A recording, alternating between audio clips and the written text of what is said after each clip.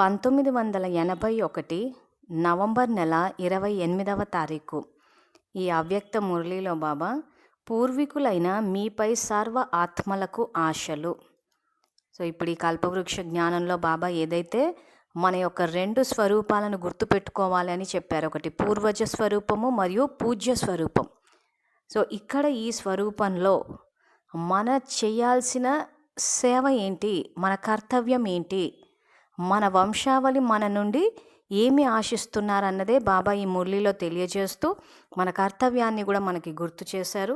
So బాబా ఏదైతే ఆత్మజ్ఞానాన్ని తెలియచేస్తున్నారో అది ఆత్మాన్న స్థాయిలో మనకు అర్థం అవ్వాలి అంటే మన స్థితిని బాబా స్థితికి పెంచాలి. సో దానికి మనం చేయవలసిన సంకల్పాలు: నేను అవతరించిన శ్రేష్ఠ బ్రాహ్మణాత్మను, నేను ఆత్మను, శాంతి స్వరూపాన్ని, శివ పరమాత్మ నా తండ్రి, నేను ఈశ్వరీయ విద్యార్థిని, బాబా నాకు టీచరు, బాబా నాకు సద్గురువు, నేను మాస్టర్ సద్గురువును, బాబా నాకు జీవిత భాగస్వామి, నేను బాబాకి జీవిత భాగస్వామిని. ఈ రకంగా సంబంధాలు జోడించి ఆ తర్వాత మన కర్తవ్యాన్ని కూడా నిర్వర్తించాలి. సో ఇప్పుడు ఈ మురళిలో బాబా ఏం చెప్తున్నారంటే, గ్రేట్ గ్రేట్ గ్రాండ్ ఫాదర్ వంశానికి ఆది పురుషుడు మరియు గాడ్ ఫాదర్ బాబ్దాదా మాట్లాడుతున్నారు.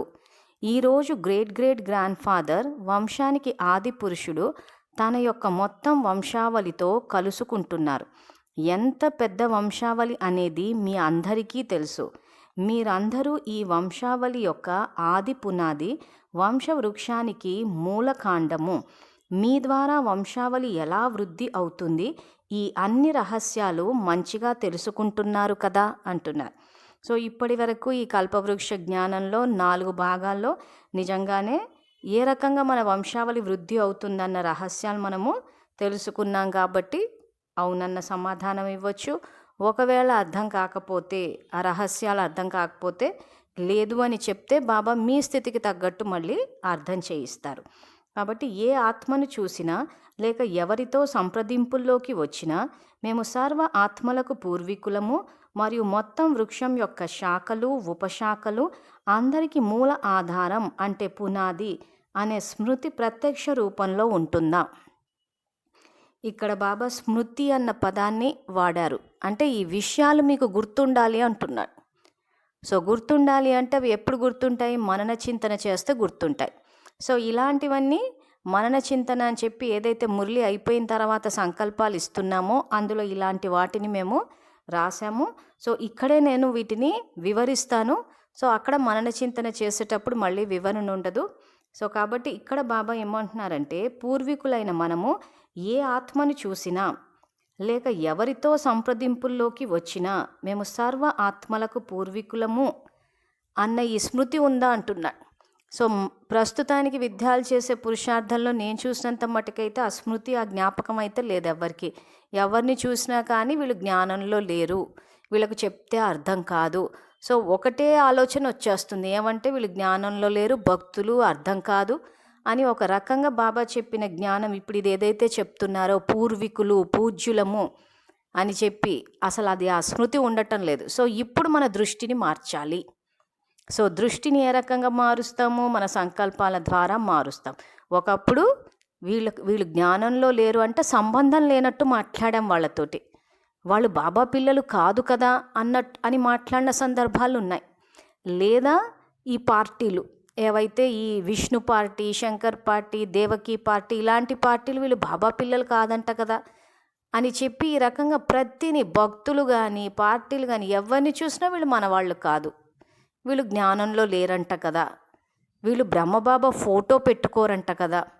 సో బ్రహ్మబాబా ఫోటో పెట్టుకోకపోతే ఇంక అవన్నీ వేరే వర్గాలు. ఇలా రకరకాల అజ్ఞానంతో ఉండిపోయినాం. అంటే ఒక రకంగా అజ్ఞానం అన్న అంధకారంలో ఉండిపోయాం.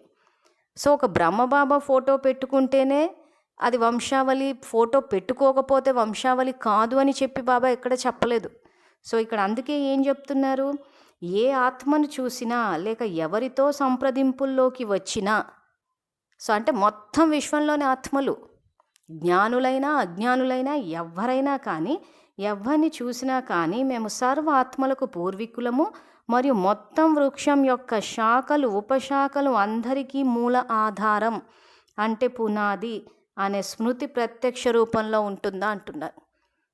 సో అలా ప్రత్యక్ష రూపంలో అయితే లేదు. ఫోటో ఉంటే బ్రహ్మకుమారిస్, ఫోటో లేకపోతే వీళ్ళు ఇంకెవరో, ఇంకా మనకు సంబంధమే లేదన్నట్టు ప్రవర్తించామంటే పురుషార్థం చేయలేదు. అంటే ఒక అజ్ఞానం అన్న అంధకారాన్ని వ్యాపింపచేసాం. ఒక బలహీనమైన విభజన ఏదైతే ఉందో, అంటే మన సంస్కారాల్లో వేర్పాటువాదము, ఇదేదైతే సంబంధం లేదు అన్న ఆలోచన విధానాన్ని ప్రోత్సహించాం. సో మనం చేస్తున్న ప్రస్తుత పురుషార్థానికి బాబా చెప్పే జ్ఞానానికి ఎంత తేడా ఉందో చూడండి. సో ఇటువంటి బాబా చెప్పినట్టు ఈ పూర్వీకులము పూజ్యులమని పురుషార్థం చేసి బేహద్దులోకి వెళ్ళినప్పుడే బేహద్దు ప్రాప్తులు వస్తాయి. సో ఈ సంకల్పాన్ని కూడా అందుకే మనన చింతన కోసం పెట్టాము. సో ఒకవేళ ఈ శ్రేష్ఠ స్మృతి ద్వారా స్వతహాగానే సమర్థ స్వరూపంగా అయిపోతారు అంటున్నాడు. ఏ స్మృతి ద్వారా? ఈ రకంగా ఏ ఆత్మని చూసినా కానీ మేము సర్వ ఆత్మలకు పూర్వీకులము, అందరికీ ఆధారము అన్న ఈ శ్రేష్ఠ శృతి ద్వారా స్వతహాగానే సమర్థ స్వరూపంగా, అంటే ఇంకా వ్యర్థ సంకల్పాలు పోతాయి. ఇప్పుడు ప్రస్తుతం మనం చేస్తున్న వ్యర్థ సంకల్పాలు ఏంటంటే వాళ్ళు జ్ఞానంలో లేరు, జ్ఞానంలో లేని వాళ్ళ పరిస్థితి ఏంటి అంటున్నారు. సో జ్ఞానంలో లేని వాళ్ళ పరిస్థితి ఏంటి? వాళ్ళకి మనమే ఆధారమూర్తులము, మన నుంచే వాళ్ళకి శక్తిని వెళ్తుంది. సో ఆ సబ్జెక్టు తెలియకపోవడం వల్ల మనం అలాంటి ప్రశ్నలు వేసేవాళ్ళం, జ్ఞానంలో లేని వాళ్ళ పరిస్థితి ఏంటని. సో ఇప్పుడు ఈ కల్పవృక్ష జ్ఞానం గనక మనకు అర్థమైతే సృష్టి వృక్షానికి, బేహద్ వంశావళికి మనమే పునాది, అందరికీ మనమే పూర్వీకులము. సో మనము బీజరూపుడైన బాబా నుంచి తీసుకుని ఆ శక్తిని మన వంశావళికి ఇస్తాం. సో అది ఎలా చేయాలన్నది కూడా బాబా ఈ మురళిలో చెప్పారు. ఒకవేళ మూల ఆధారం అంటే పునాది బలహీనంగా ఉంటే వృక్షమంతా బలహీనమైపోతుంది. పునాది శక్తిశాలిగా ఉంటే వృక్షం కూడా శక్తిశాలిగా ఉంటుంది. వృక్షంలో ప్రతి ఆకుకి బీజంతో పాటు కాండంతో కూడా సంబంధం ఉంటుంది. బీజం యొక్క శక్తి కాండం ద్వారానే శాఖలు ఉపశాఖలకు చేరుతుంది. ఈ రోజులలో పూర్వ ఆత్మలైన మీ ద్వారా లేదా మూల ఆధారమైన మీ ద్వారా మీ వంశావళికి ఏ శక్తి కావాలి? పూర్వ ఆత్మలైన మిమ్మల్ని సర్వాత్మలు ఏ ఆశలతో స్మృతి చేస్తున్నారు? సో ఇప్పుడు మళ్ళీ ఒకసారి మనం సబ్జెక్ట్ని అర్థం చేసుకోవడానికి కుటుంబ వ్యవస్థనే కనుక తీసుకుంటే, సో ఇప్పుడు మన వంశావళికి ఏం కావాలి? సో మన కుటుంబ సభ్యులనే ఉదాహరణగా తీసుకుందాం. సో ఈరోజు మన కుటుంబ సభ్యులకు జ్ఞానంలోకి రావాలనుకుంటున్నాము, బాబాని తెలుసుకోవాలనుకుంటున్నాము. సో అంటే ఇప్పుడు ప్రస్తుతం వాళ్ళకి జ్ఞానం యొక్క శక్తి కావాలి, జ్ఞానం యొక్క ప్రకాశం కావాలి. ఆ విషయాన్ని మనం గుర్తించి అది మనం వాళ్ళకి ఇవ్వాలి. వాళ్ళకి ఇవ్వాలి అని అంటే ముందు మన దగ్గర ఆ శక్తి ఉండాలి. ముందు మనం జ్ఞానం అర్థం చేసుకుని మనం పరివర్తనై మనం జ్ఞాన స్వరూపులమైతే అప్పుడు మన వంశావళి జ్ఞాన స్వరూపులు అవుతారు. మనం ఇప్పటికీ ఇంకా దేహజ్ఞానాన్ని తెలుసుకుని అజ్ఞానంలో ఉంటే మన వంశావళి కూడా అజ్ఞానంలోనే ఉంటుంది. అంటే ఒక బలహీనమైన వంశానికి పునాదులు వేసుకుంటాం. అంటే ఇప్పుడు మనం చదువు సంధ్యలు లేకుండా ఆటపాటల్లో, తినడంలో, వినడంలో, కార్యక్రమాల్లో గనక మనం సమయాన్ని పోగొట్టామంటే ఖచ్చితంగా ఆ తర్వాత బాబా ఇచ్చిన ఖజానాలు, సంకల్పాలు, శక్తులు ఇంకన్నిటినీ, ప్రాప్తులన్నిటినీ పోగొట్టుకున్నట్టే. సో ఇలా మనకి వృధా చేసే సంస్కారం ఉంది కాబట్టి, బలహీన సంస్కారాలు ఉన్నాయి కాబట్టి మొత్తం వంశావళి బలహీనంగానే ఉంటుంది. సో అందుకే ఇక్కడ ఏమంటున్నారు, ఒకవేళ మూల ఆధారం అంటే పునాది బలహీనంగా ఉంటే వృక్షం అంతా బలహీనంగా అయిపోతుందంటే మన వంశావళి అంతా బలహీనంగానే ఉంటుంది. సో ఇప్పుడు మన కుటుంబ సభ్యుల్ని చూసుకుంటే మనకు అర్థమైపోవాలి మనలో ఏం సంస్కారాలు ఉన్నాయి, మన కుటుంబ సభ్యులు ఆ రకంగా ఎందుకున్నారని. ఈ సబ్జెక్ట్ అర్థం కాకపోవడం వల్ల ఏమైపోతుందంటే అవతలి కుటుంబ సభ్యుల్ని తప్పు పడుతూ ఉంటారు చాలామంది. చాలా సందర్భాల్లో జ్ఞానంలో కుటుంబంలో ఎవరో ఒకరు వచ్చి ఉంటారు, మిగిలిన వాళ్ళు వచ్చి ఉంటారు. సో వీళ్ళు ఏం చేస్తుంటారంటే ఆ మిగిలిన వాళ్ళని తప్పు పడుతూ ఉంటారు. ఎందుకు తప్పు పడుతూ ఉంటారంటే అజ్ఞానం వల్ల, స్వచింతన, సబ్జెక్ట్ అర్థం కాకపోవడం వల్ల తప్పంతా వాళ్ళలో ఉంది అనుకుంటున్నారు. కానీ వాళ్ళ స్థితికి ఆధారం ఎవరు? ఇక్కడ మనమే. మనం జ్ఞానంలోకి ఫస్ట్ వచ్చాము అని అంటే వీళ్ళు వెనకొచ్చే సోదరులు. 28 నవంబర్ 1969 మురళి తీసి చూడండి. అందులో బాబా అందరూ బ్రహ్మవంశీయులే, వెనుక వచ్చే సోదరులని భావించమన్నారు. సో ఈరోజు మన కుటుంబ సభ్యులకి ఆధారమూర్తులం ఎవరు? మనమే. వాళ్ళ అజ్ఞానానికి మనమే ఆధారము, వాళ్ళ అజ్ఞానానికి మనమే ఆధారం. నిన్న ఏదైతే మనం ఒక పెద్ద లిస్టు వేసి చూపించానో సాంఘిక దురాచారాలని చెప్పి, సో అవన్నీ జరుగుతున్నాయి, మన ఇంట్లో కూడా ఒక రకంగా అలాంటివి ఉన్నాయి అని అనుకుంటే దానికి పునాది మనమే వేస్తున్నాం. సో నిరక్షరాస్యత ఏదైతే చదువుకోవడం అనంటే, ఈరోజు మనం చదువుకోకపోవడం వల్ల వాళ్ళు ఎందుకు జ్ఞానంలోకి రావట్లేదు, ఎందుకు తండ్రిని ఒప్పుకోవట్లేదంటే, కరెక్ట్గా చెప్పాలంటే మనం ఒప్పుకోలేదు, అక్కడ మనం నమ్మలేదు ఆయనని. ఈ తర్వాత మురళి ఏదైతే ఉందో వాక్యాల్లో బాబా అదే విషయం చెప్పారు. సో ఈ పేజ్ నెంబర్ 302లో ఏం చెప్పారంటే, పూర్వీకులైన మీ యొక్క బాబా స్మృతి సర్వ వంశావళికి మా యొక్క తండ్రి వచ్చారు అనే స్మృతి ఇప్పిస్తుందని ఉంది ఈ మొదటి పారాగ్రాఫ్ లాస్ట్ లైన్లో. సో మా తండ్రి వచ్చేసారన్న విషయాన్ని మనం గనక బలంగా నమ్మితే మన వంశావళంతా నమ్ముతుంది. మనం నమ్మటం లేదు కాబట్టి మన వంశావళి కూడా నమ్మటం లేదు. సో దాని గురించి ఇంకా అందుకే బాబా పూర్వీకులైన మీపైన ఆత్మలకు ఏ ఆశలు ఉన్నాయి, సో మనం ఎక్కడ పరివర్తన చెందాలి అన్నది మనం ఇప్పుడు ఇంకా వివరంగా తెలుసుకుందాము.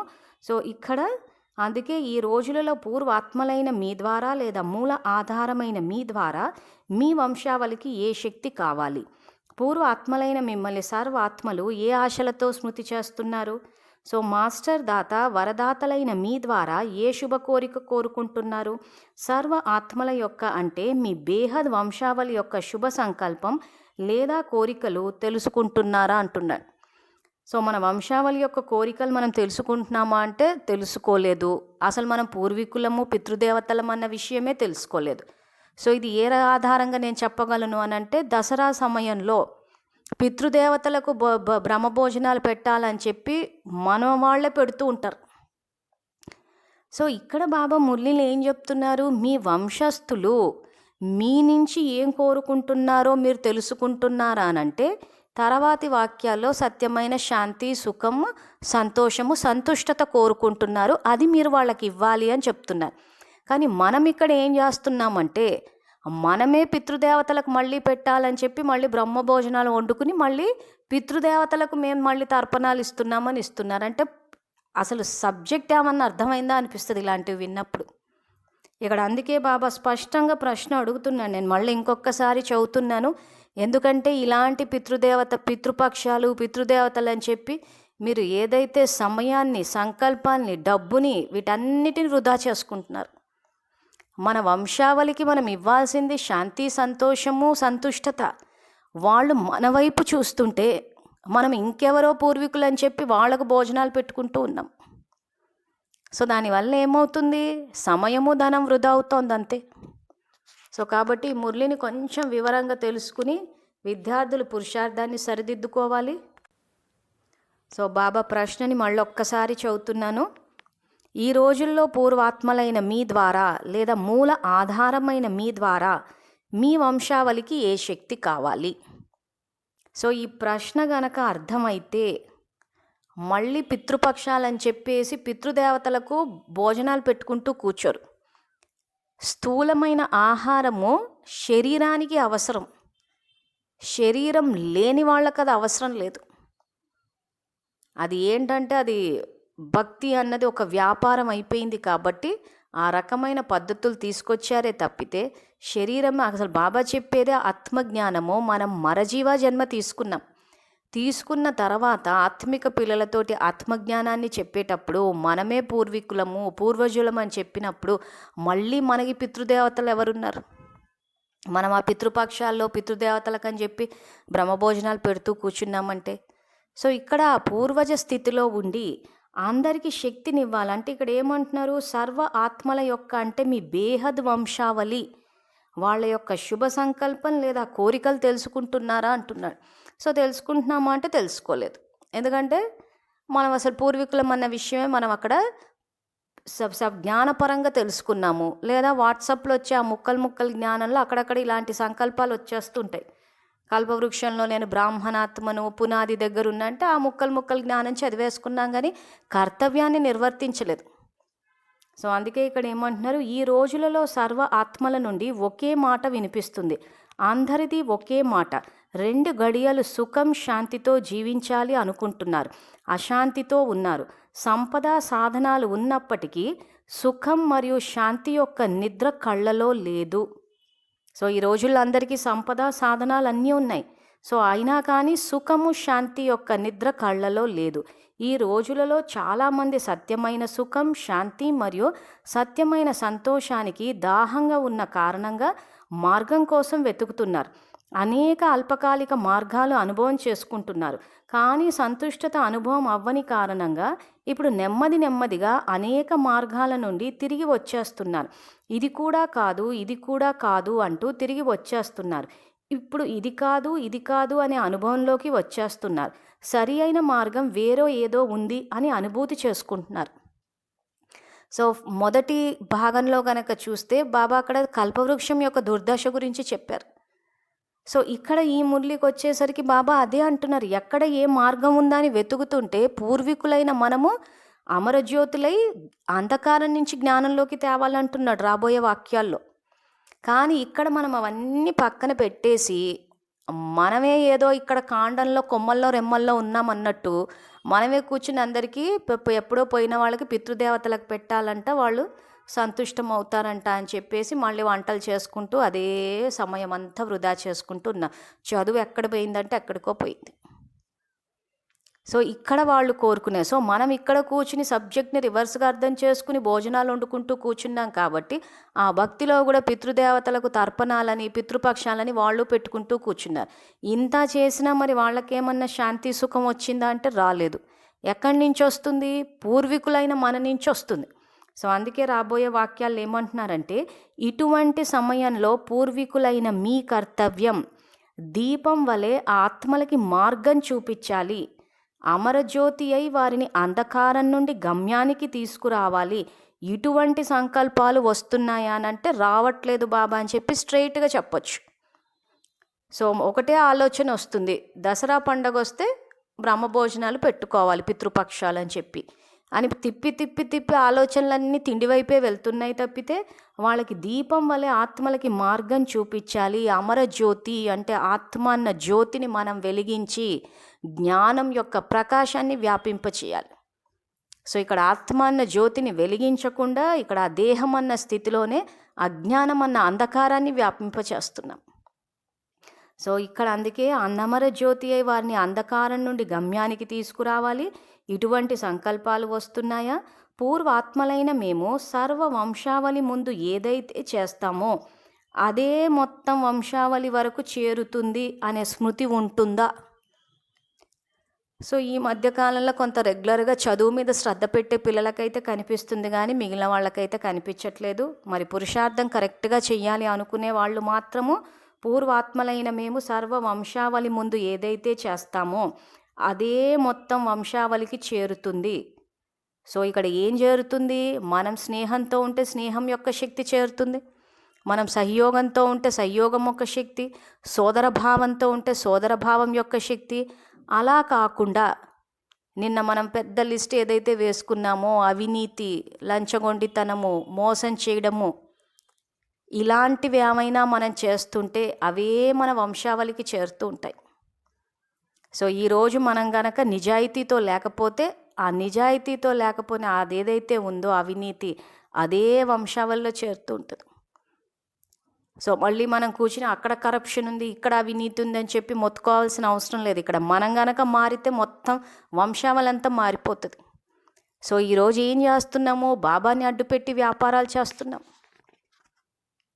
ఆ తర్వాత అవినీతి అంటే ఏదైతే ఆ దొంగ బిల్లులు పెట్టి ఆ కరప్షను లంచగొండితనం ఇవన్నీ ఏవైతున్నాయి ఇక్కడే వేస్తున్నాం పునాదికి. చాలా సందర్భాల్లో సెంటర్లలో ఏవైనా ఈ కిరాణా వస్తువులు వేటికైనా సంబంధించి ఏమైనా దొంగ బిల్లులు ఫేక్ బిల్స్ కావాలి అని అనుకుంటే మన బాబా పిల్లలే వెళ్ళి ఇచ్చేసి వస్తూ ఉంటారు. అంటే కొనని వస్తువుకి బిల్లు క్రియేట్ చేసి డబ్బులు తీసుకుంటారనమాట. సో అదే వంశవృక్షానికి వెళ్ళినప్పుడు ఆ కాంట్రాక్టర్లు కూడా ఆ చేసేవన్నీ నాసిరకం పనులు చేయకుండా బిల్లులు పెట్టి తీసేసుకుంటారు. అవినీతి అంటారు దీన్ని. అంటే నీతి నిజాయితీ లేదు. నీతి అంటే నిన్న కూడా చెప్పాము, పాలసీ అంటే ఏదైనా పని చేస్తున్నామంటే చట్టానికి అనుగుణంగా చెయ్యాలి. సో భారతదేశం యొక్క చట్టాలు, భగవంతుని యొక్క చట్టాలు, 2 చట్టాలు మనకు వర్తిస్తాయి. ఈరోజు మనం పవిత్రత పవిత్రత అని చెప్పి ఏదైతే మాట్లాడుతున్నామో మన ఆలోచన విధానంలో కూడా పవిత్రత ఉండాలి.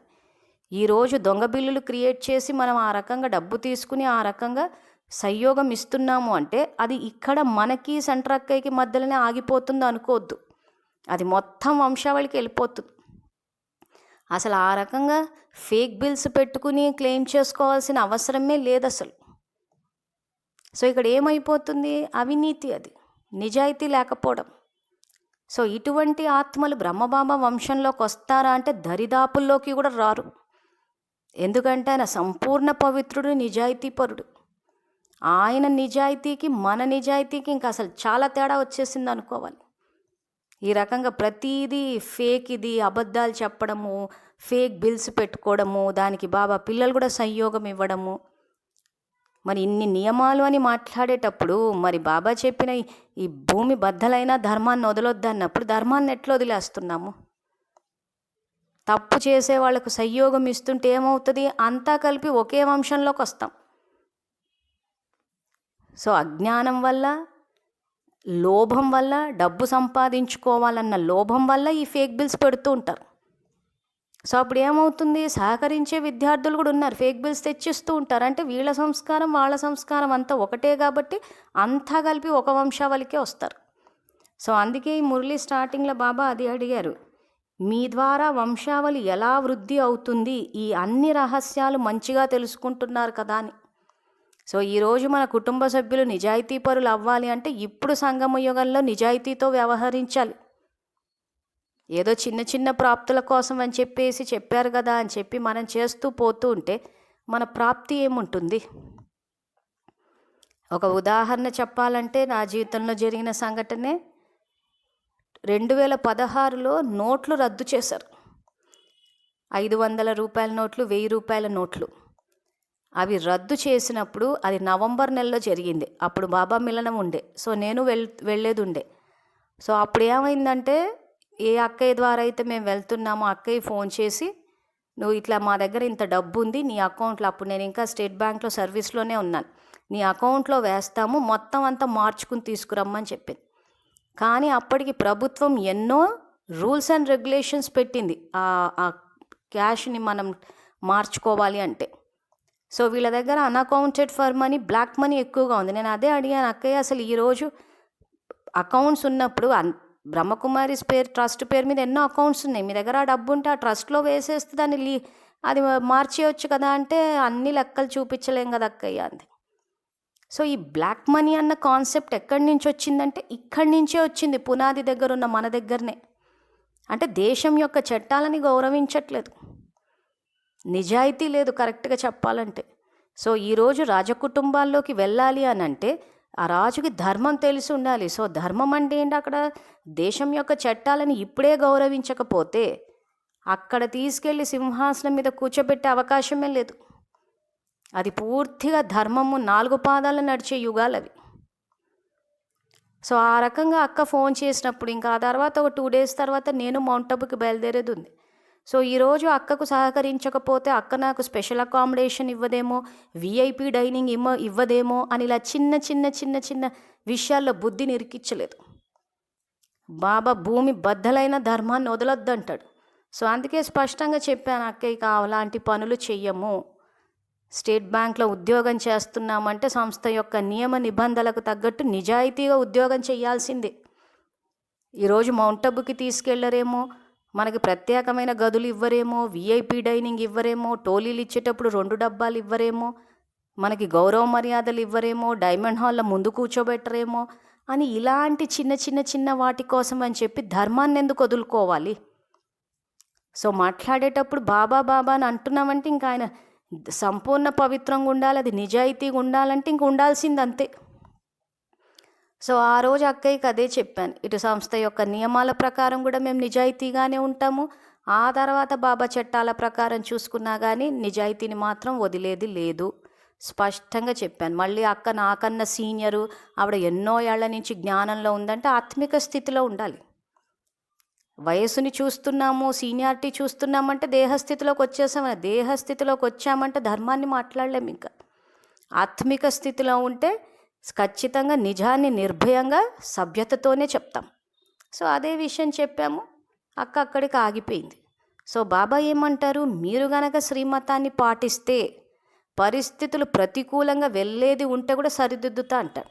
సో ఆ రకంగా అక్క మార్చమని చెప్పినా నేను సహకరించకపోయినా ఆ సంవత్సరం మౌంట్ అబూకి వెళ్ళాను, మిలనమైంది, వచ్చేసాం. సో మేము చెప్పదలుచుకుంది ఇక్కడ ఏంటి అని అంటే, ఈ చిన్న చిన్న విషయాల కోసం అని చెప్పి, చిన్న విషయాలు కాదు పెద్ద విషయాలైనా ధర్మాన్ని వదలడానికే లేదు. సో మనం ఏది చేసినా ఈరోజు గనక అక్కయ్య చెప్పారు కదా అని చెప్పేసి ఈ చిన్న చిన్న విషయాల కోసమని నేను గనక నిజాయితీని వదిలేస్తే నా వంశావళి మొత్తము అవినీతి పరులే ఉంటారు.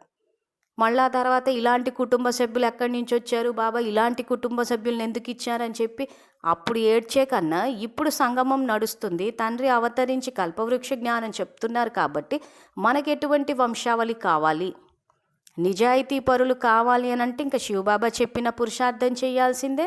ఆ తర్వాత బ్రహ్మబాబాని చూసి బ్రహ్మబాబా ధైర్యంగా ఒక అడుగు ఏ రకంగా అయితే ముందుకు వేశారో ఆ రకంగా ధైర్యంగా ముందుకు అడుగు వేయాల్సిందే.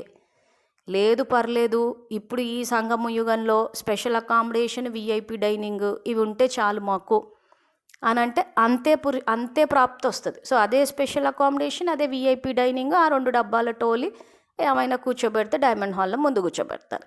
సో అవి కోరుకుంటే అవే వస్తాయి. సో బాబా ఇక్కడ ఏమంటున్నాడు, బేహద్ ప్రాప్తుల్ని ఇస్తా అంటున్నాడు. సో బేహద్ ప్రాప్తుల్ని ఇస్తా అన్నప్పుడు అవి కావాలి అని అంటే ఇంకా పూర్తిగా బాబా జ్ఞానాన్ని ప్రాక్టికల్ లైఫ్లోకి తేవాలి.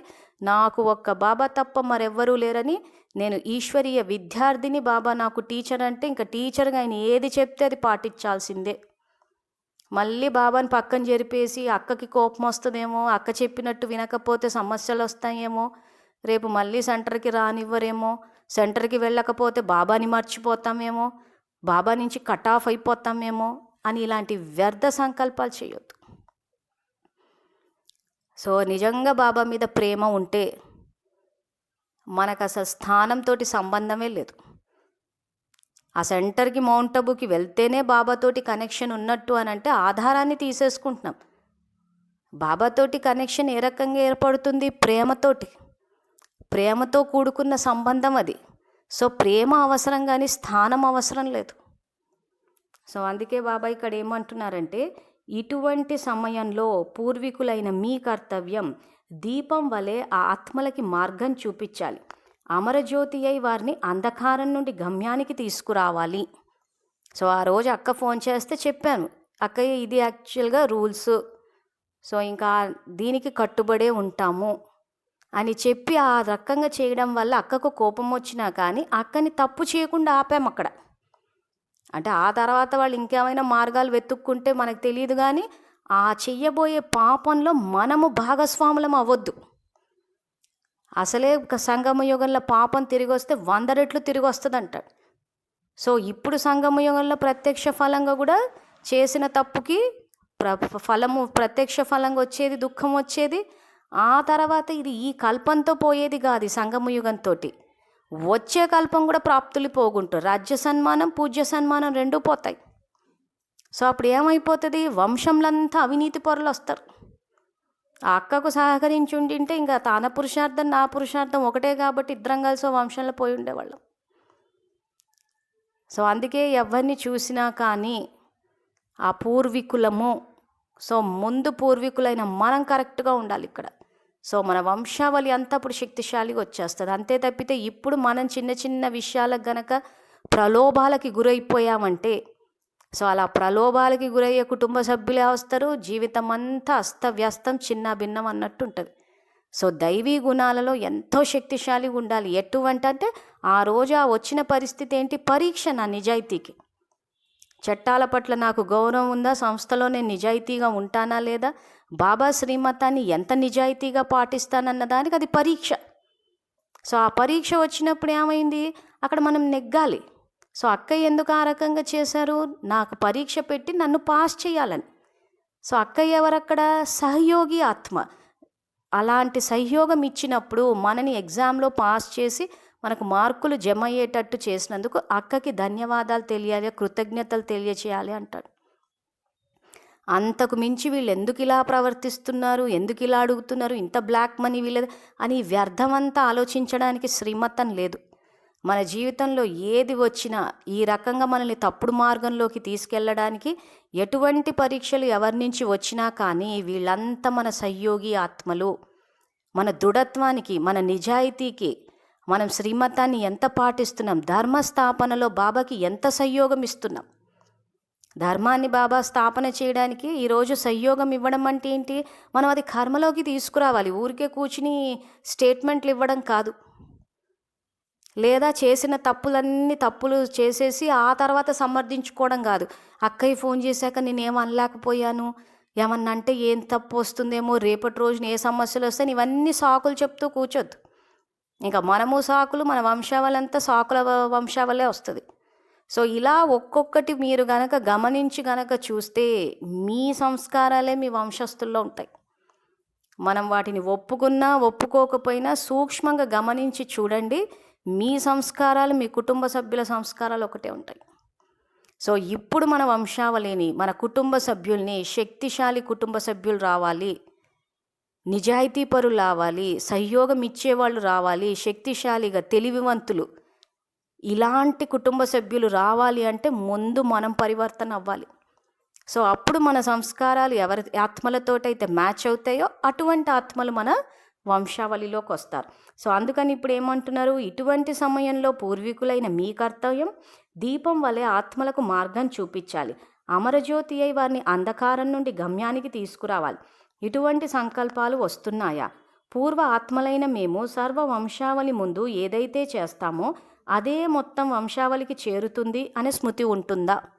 సో ఈ జ్ఞానం నాకు అప్పటికే తెలుసు కాబట్టి ఇంకా అందుకే అంటాడు బాబా, కల్పవృక్ష జ్ఞానం తెలిస్తే ఇంకా సాధారణ కర్మ చెయ్యరు, అన్ని శ్రేష్ఠ కర్మలు ఉంటాయి, వ్యర్థం పూర్తిగా సమాప్తి అయిపోతుంది, వ్యక్తుల్ని చూసి భయపడం, సెంట్రాక్కల్ని చూసేసి అసలుకే భయపడం.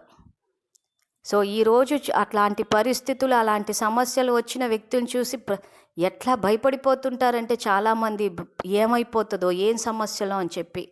సో అప్పుడు ఏమవుతుంది, ఆ భయమే వెళ్ళిపోతుంది మొత్తం. సో మన వంశావళికి ఏం శక్తిని ఇస్తున్నాము? భయం యొక్క బలహీన శక్తిని ఇస్తున్నాం.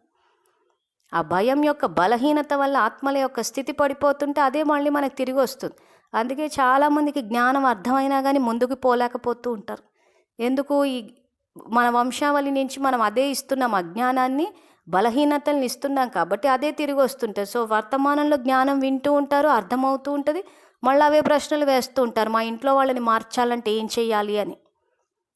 సో ఎందుకు ఇంత భాగాలుగా చెప్పేసి ఈ రకంగా కల్పవిజ్ఞానం చెప్పినా అదే ప్రశ్న ఎందుకు వస్తుంది అని అంటే, అక్కడ ఆ రకంగా వీళ్ళు వంశావళికి యొక్క బలహీనతలు, అజ్ఞానాన్ని అదే తిరిగి వస్తుంటుంది. సో విన్నప్పుడు అర్థమైనట్టు అనిపిస్తుంది, మళ్ళీ తిప్పి మా వాళ్ళని మార్చాలంటే ఏం చెయ్యాలి అంటారు.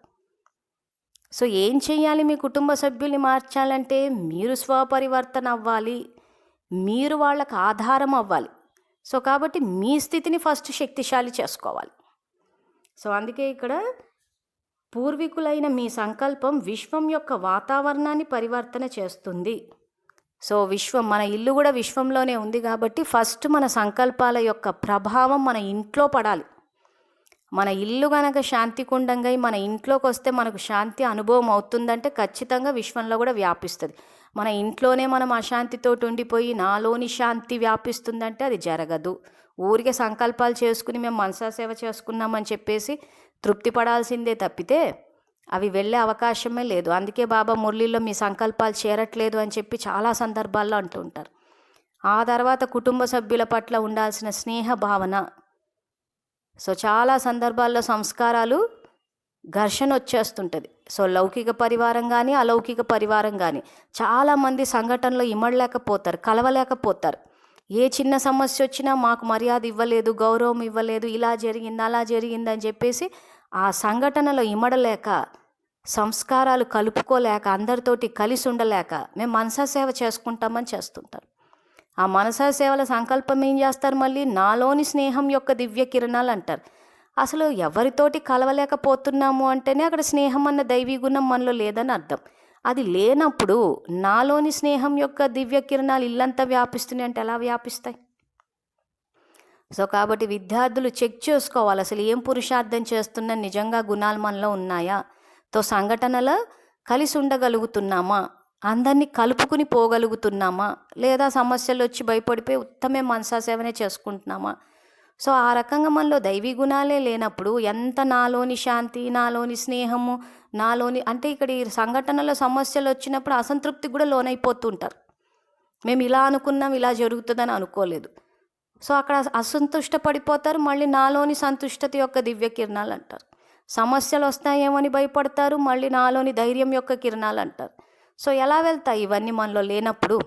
బాబా సంఘటనలు ఎందుకు ఉండమని చెప్తారు? చెకింగ్ పాయింట్ అక్కడే ఉంది. సో మనలో ఎంత నిజాయితీ ఉంది, ఎంత ధైర్యం ఉంది, ఎంత అన్నదానికి ప్రతిదానికి మనం సంఘటనలో ఉన్నప్పుడు, పరివారంలో ఉన్నప్పుడు వాళ్ళు చక్కగా పరీక్షలు పెడుతూ ఉంటారు. సో ఈరోజు అక్క ఎందుకు ఆ రకంగా పరీక్ష పెట్టారు? నాలోని నిజాయితీకి, ధైర్యానికి, ధర్మానికి అది పరీక్ష. సో అటువంటి పరిస్థితుల్లో మనం మళ్ళీ మన రాత్రి లెక్కాచారాలు చూసుకున్నప్పుడు నిజంగా ఆ పరిస్థితిలో కరెక్ట్గా ప్రవర్తించామా లేదా, స్థితి స్థిరంగా పెట్టామా, తర్వాత ఆశీర్వాదం ఇచ్చామా అని ఇవన్నీ రివ్యూ చేసుకుని సరిదిద్దుకుంటూ పోవాలి. సో అందుకే పూర్వీకులైన మీ సంకల్పం విశ్వం యొక్క వాతావరణాన్ని పరివర్తన చేస్తుంది. పూర్వీకులైన మీ దృష్టి సర్వ వంశావళికి సోదరత్వాన్ని స్మృతి ఇప్పిస్తుంది. పూర్వీకులైన మీ యొక్క బాబా శృతి సర్వ వంశావళికి మా యొక్క తండ్రి వచ్చారు అనే స్మృతి ఇప్పిస్తుంది. పూర్వీకులైన మీ యొక్క శ్రేష్ఠ కర్మ వంశావళికి శ్రేష్ఠ చరిత్ర అంటే చరిత్ర నిర్మాణం యొక్క శుభ ఆశను ఉత్పన్నం చేస్తుంది. ఇవన్నీ అండర్లైన్ చేసుకోండి. ఇవన్నీ మనన చింతన చేసి మన దృష్టిని మార్చుకోవాలి, మన ఆలోచన విధానాన్ని పరివర్తన చేసుకోవాలి. సో ఇక్కడ బాబా ఏమంటున్నారు? పూర్వీకులైన మీ సంకల్పం విశ్వం యొక్క వాతావరణాన్ని పరివర్తన చేస్తుంది. సో ఇది మనన చింతన చేసి గుర్తు పెట్టుకున్నామంటే మళ్ళీ బాబా చూసుకుంటాడులే అని చెప్పి బాబా మీద ఎత్తేసే పనులు చెయ్యం. ఒకప్పుడు మన దృష్టి ఎట్లా ఉండేది? తప్పించుకునే దృష్టి, బాబా చూసుకుంటాడులే అని. సో ఇప్పుడు గనక పరివర్తన చెందాలి అంటే మన దృష్టిని మార్చాలి. సో దృష్టిని మార్చేటప్పుడు సంకల్పం ఏం చేస్తాము? పూర్వజ ఆత్మనైన నా సంకల్పం విశ్వం యొక్క వాతావరణాన్ని పరివర్తన చేస్తుంది అని ఇప్పుడు దృష్టి మార్చుకుని కర్తవ్యాన్ని నిర్వర్తిస్తాం. తర్వాత పూర్వీకులైన మీ దృష్టి సర్వ వంశావళికి సోదరత్వాన్ని స్మృతి ఇప్పిస్తుంది. సో మనమే పూర్వీకులము, ఆత్మిక సోదరులము అన్న ఈ భావన, ఈ సోదరత్వం గనక ఉంటే అదే తరంగాలు మొత్తం వంశావళికి వెళ్ళి వాళ్ళు ఆ సోదర భావంతో ఉంటారు. సో ఇప్పుడు ఈ యుక్రెయిన్ రష్యాకి మధ్యలో ఏదైతే యుద్ధం జరుగుతుందో ఇది ఇక్కడ జరుగుతుంది అంటే అక్కడ వాళ్ళ మధ్యలో సోదర భావం అన్నది లేదు. అంటే ఈ యుక్రెయిన్ రష్యాలో ఉన్న ఆత్మలకు ఎవరైతే పూర్వీకులు ఉన్నారో వాళ్ళు ఖచ్చితంగా ఎక్కడో ఈ సోదర భావం లేకుండా ఈ సరిహద్దు తగాదాలతోటి గొడవలు పడుతూ ఉండుంటారు. ఆ తరంగాలు వెళ్ళినప్పుడు వాళ్ళ వంశావళి అక్కడ గొడవ పడుతుంది. సో అక్కడ ఆ యుద్ధాన్ని ఆపాలంటే ఇక్కడ వాళ్ళ పూర్వీకులు ఎవరైతే ఉంటారో వాళ్ళు ఇక్కడ సోదర భావంతో ఉండాలి, వాళ్ళు సరిహద్దు తగాదాలు ఆపాలి. సో ఆ పూర్వీకులు ఎక్కడుంటారు? ఖచ్చితంగా ఈ కల్పవృక్ష జ్ఞానాన్ని ప్రకారము బ్రాహ్మణ పరివారంలోనే ఉంటారు. సో ఇప్పుడు మనం ఏం చేయాలి? శక్తిని ఇచ్చేటప్పుడు పరివారానికి కూడా ఇవ్వాలి. సో వాళ్ళకు బాబా గురించి తెలియదా అంటే తెలుసు, కానీ జ్ఞానం లేకపోవడం వల్ల కూడా ఈ హద్దులోకి వెళ్ళిపోతుంటారు. ఇది ఏదైతే మేము ఇది ఏరియాలో చేయాలో, నా సెంటరు, నా జోన్ అన్నది ఇది హద్దు యొక్క జ్ఞానం, అజ్ఞానం అది. సో ఇప్పుడు అటువంటి ఆత్మిక సోదరులకు మళ్ళీ జ్ఞానాన్ని ఇవ్వాలి, శక్తినిచ్చి వీళ్ళని గనక శక్తిశాలిగా చేసి సోదరభావంతో గనక తీసుకొస్తే అక్కడ రష్యా యుక్రెయిన్లో వాళ్ళు సోదరభావంతో ఉంటారు.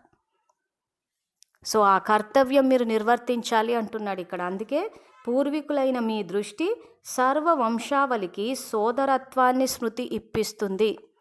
సో ఎవరైతే ఈరోజు ఆ సోదరభావంతో లేకుండా అటువంటి పరిస్థితులకు పునాది వేశారో ఇప్పుడు అక్కడ ఆ యుద్ధం జరుగుతుంటే వాళ్ళు ఏదైతే అనుభవిస్తుంటారో ఆ దుఃఖాన్ని అదంతా పూర్వీకుల ఖాతాలో వచ్చి పడిపోతూ ఉంటుంది. అందుకే నిన్నటి మురళీలు ఏం చెప్పారు? మీ కర్మల యొక్క ప్రారంధమే మీకు వస్తుందని అనుకోకండి, మీ ప్రారంధం సృష్టి చక్రంతో సర్వాత్మలతో సంబంధం ఉంది అంటున్నాడు. సో ఇప్పుడు ఆ దేశాల్లో ఎలాగైతే అక్కడ ఆత్మలు దుఃఖాన్ని అనుభవిస్తారో ఆ పూర్వీకులు, వాళ్ళ పూర్వీకులు ఎక్కడైతే ఉంటారో వాళ్ళు అదే దుఃఖాన్ని మానసికంగా అనుభవిస్తూ ఉంటారు. సో దాని ప్రభావం శరీరం మీద పడుతుంది, శరీరం కూడా రోగమయం అయిపోతుంది, సంబంధాలు కూడా అస్తవ్యస్తంగా ఉంటాయి. సో కాబట్టి ఇప్పుడు బేహద్ వంశావళి అనుకుని మనం బాధ్యత తీసుకుని లౌకిక పరివారము అలౌకిక పరివారం అందరికీ జ్ఞానం యొక్క ప్రకాశము శక్తి యొక్క ప్రకాశాన్ని ఇస్తూ పోవాలి. మళ్ళీ గ్లోబుకే ఇవ్వాలని చెప్పి ఎవరికో ఇస్తూ పోవడం కాదు. చారిటీ బిగిన్స్ ఎట్ హోమ్, ధర్మం ఇంటి నుంచే మొదలవ్వాలంటాడు.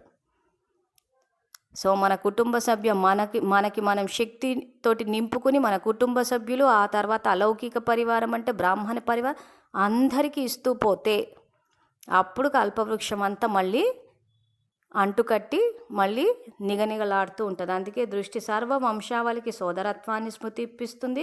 పూర్వీకులైన మీ యొక్క బాబా శృతి సర్వ వంశావళికి మా యొక్క తండ్రి వచ్చారు అనే స్మృతి ఇప్పిస్తుంది.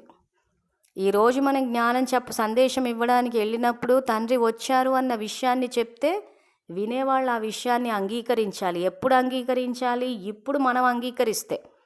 సో ఇప్పుడు మనం ఈ విషయాన్ని అంగీకరించామా అంటే జ్ఞానపరంగా అంగీకరించాం. బాబా గురించి తెలుసు, బాబా అవతరించారని తెలుసు. మరి అవతరించారన్న విషయం చెప్పండి అని గనక అంటే లేదు, మాకు అక్క పర్మిషన్ లేదు, అక్క చెప్పమంటే చెప్తాం, అక్క వద్దంటే మానేస్తాం.